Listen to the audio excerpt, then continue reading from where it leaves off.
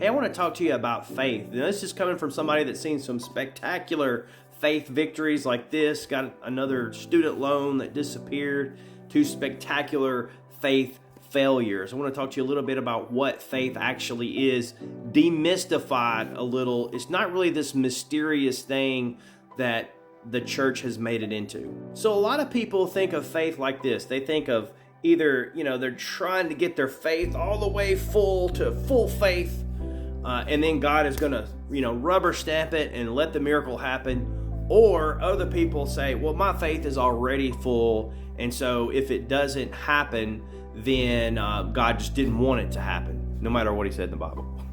Let me explain to you how I look at it. Now, a lot of you know about the event that Sean Hurley is going to be at our church this weekend.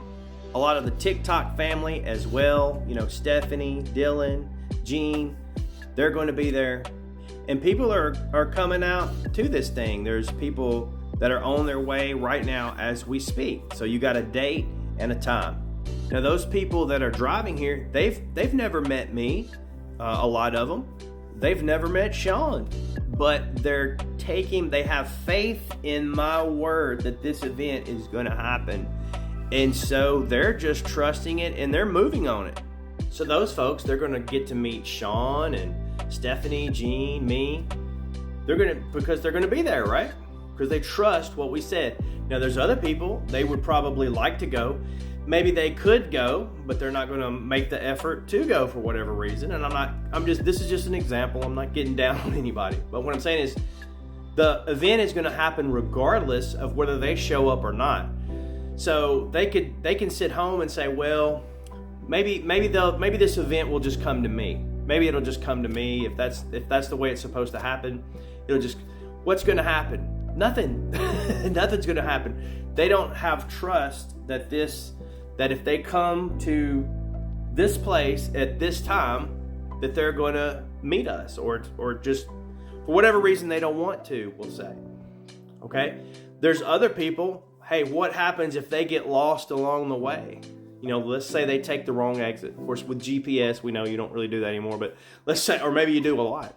Let's say they take the wrong exit, totally get lost, miss the whole thing. Now, does it happen even if they made the effort to come and maybe made a wrong turn? Yeah, the event still happens.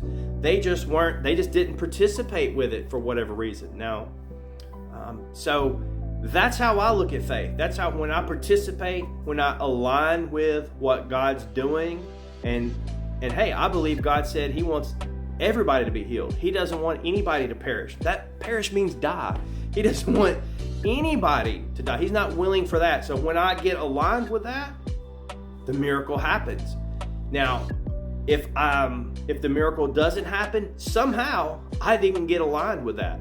Just like if the person, if they get off, take the wrong exit, go the wrong way, they can't then logically say, oh, well, I guess the event didn't happen and Michael lied to me.